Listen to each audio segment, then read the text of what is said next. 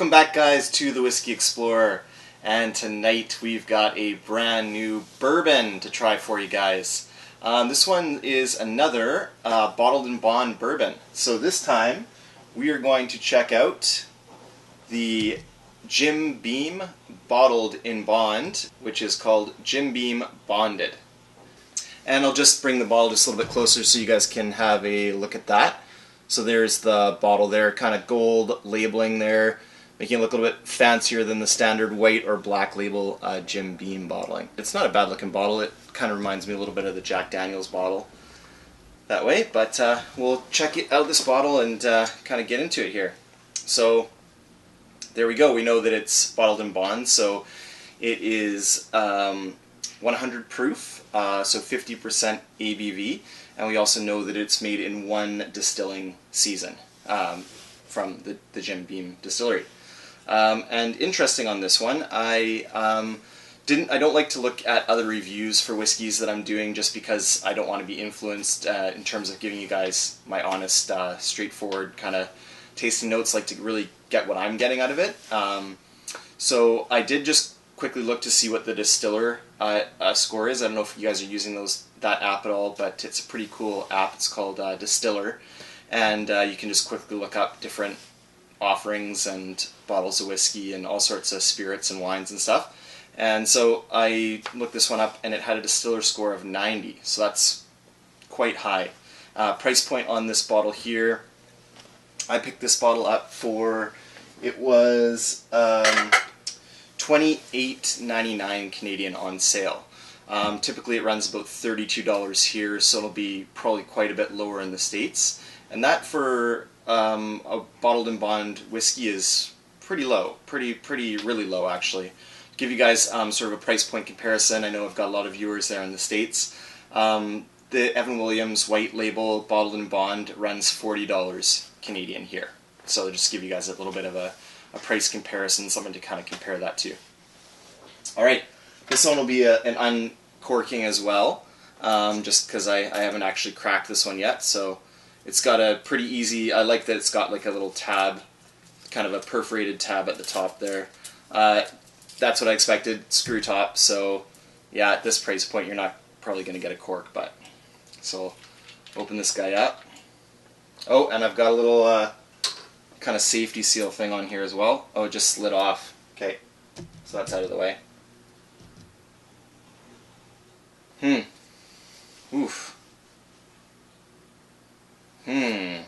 Don't know what I think about the nose on that one yet, guys. I'll get this one into a glass, and then what I'm going to do, I don't do this very often, but I'm going to just cut the video and I'll go and grab a rock, and I'll put this on a rock in kind of a rocks glass and give you guys an opinion on give a nosing and a tasting with that as well, in place of kind of putting some water on it. So see what we think of that. I'll go neat first, give you guys some notes. Okay, decent little glug there, glug glug. So no cork pop, but we got a nice glug glug sound, so we'll take it. Alright, so let's have a look at the color here.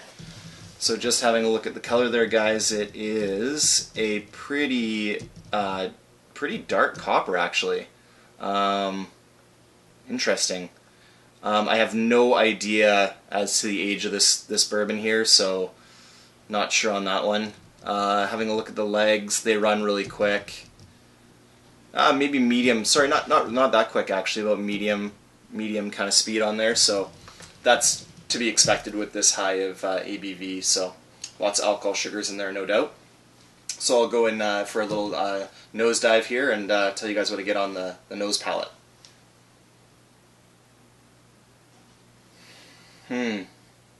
It's a little astringent for sure. The kind of first note I got was caramel, lots of caramel, and then I got, unfortunately, I got kind of the nail polish remover kind of acetone kind of smell to it. So the astringency is definitely coming through there, leading me to believe it's probably pretty young whiskey, which would not be surprising at the price point. Second smell is definitely better. More butterscotch on that one for sure. I'm not sort of detecting any of the classic baking spices. Definitely the classic kind of caramels and vanillas that bourbon has. Picking those up for sure. It's got that in spades. Now I got more of the spice on that nosing. Yeah, for sure. So some cinnamon kind of spices, the classic baking spices are coming out. Nutmeg. But just tons and tons of vanilla on the nose on this one. Alright, well let's go in and for a taste, and I'll tell you guys what it's like on the palate. Okay, so the palate neat. Let's check it out.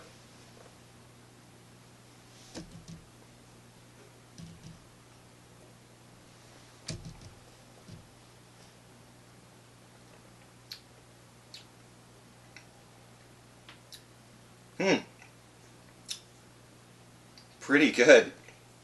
Wow. I did not expect to, based on the nose, I didn't expect to like it as much as I do.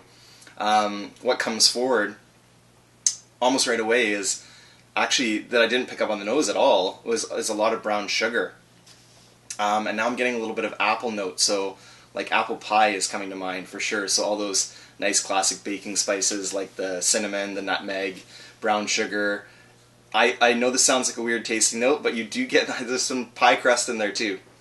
Some flaky kind of nice pie crust too, so that's quite good. I do get an alcohol burn for sure. I'm getting the Kentucky hug, so it's in a good way. It's not too off-putting in terms of like there's an alcohol burn for sure. Now I'm actually getting it right up in the lungs here too. Wow, it's quite intense. That could be because I'm trying to talk at the same time, but I definitely want to go in for a second sip though, and that's always a good sign. So lots and lots of black pepper on the very, very spicy finish on this one. Like really lets you know it's there, and it's got a lot of spice and character to the back end, like black pepper and cinnamon for sure. Maybe even some cayenne, like maybe even like spicier than black pepper. Like yeah, hot tamale. So this one is it's a good looking dram for sure. Let's try it again. So let's try a second sip on this one.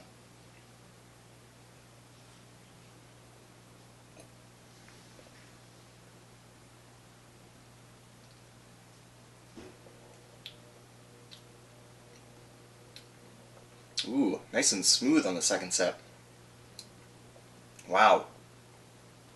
When I smelled this whiskey, there's just no way that I would have thought that it was going to be smooth in any way, shape, or fashion. So that is nice to find. That is a sipper. That is a neat sipper.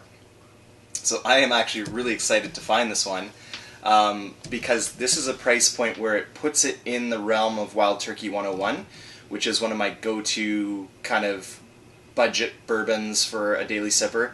This one puts up a good fight to that for sure. There's things that I really like about the Wild Turkey 101 that aren't necessarily in here. Wild Turkey 101's got that nice big hit of cherry. This one doesn't have that as much.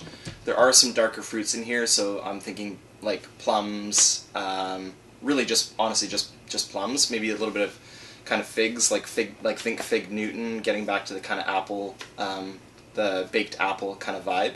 That's definitely in there. But this one's very good, guys, I can tell you that. That's my notes on it for neat.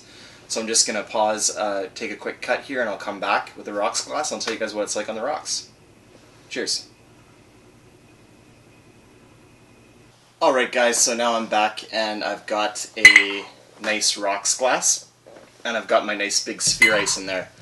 So I haven't done any videos really on glassware yet, but it's something that I'm starting to get into for sure. And if you're a kind of bourbon or scotch or whiskey guy or gal, it's part of the kind of paraphernalia that comes along with it. So I might have to do a video on that soon. Just hold up the kind of glass to show you guys. It's kind of a cool looking glass. I don't know if it'll pick up too much on the camera, but it's kind of got like these mountains kind of indented in the bottom. And I got this one because I couldn't afford the Blade Runner glass, so this is kind of my solution, or my kind of version of it here. So I'm going to just try this one with a cube, just to kind of give you guys an idea about that and how that changes the flavor. This one being at the 50% ABV, 100 proof, it should definitely be able to hold up to an ice cube. And I had a really pleasant experience the other night with putting a Bottled-in-Bond Bourbon on the rocks, and that was the E.H. Taylor Small Batch. It was awesome. It was really, really good. So I'm going to try this one and let you guys know what I find. How it kind of changes the flavor. So I'm just going to do a nice little kind of pour right over top of the ice there. You know what? I might just top that up a little bit with the previous dram here, just so we kind of get a bit of a fuller flavor experience there. What I noticed with putting it onto the currently aged Taylor is you really got to watch that point when it's going to get to be too much water. And I didn't do this, but I would do it if I was doing it again. I would take the cube out at that point and just toss the cube in the sink, and then it's kind of diluted to the strength that you like it. So, cheers again, guys, and we'll try this one with the rocks glass there.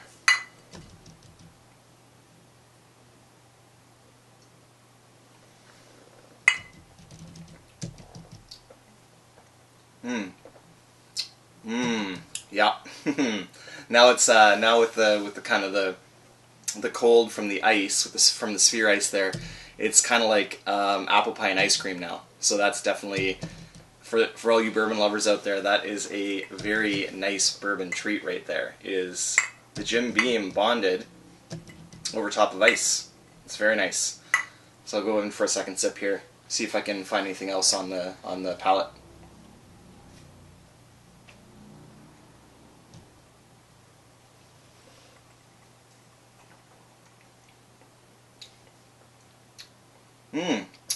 Interesting.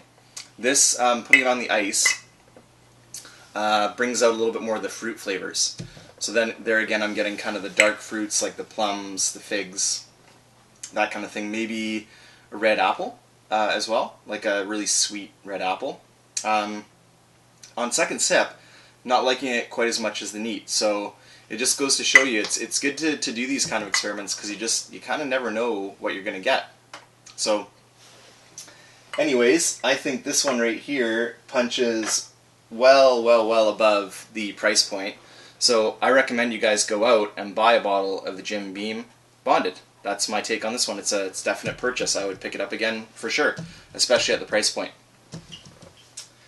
Until next time, guys, enjoy your bourbon or whiskey journey, and we'll see you in the next one. Keep exploring. Cheers.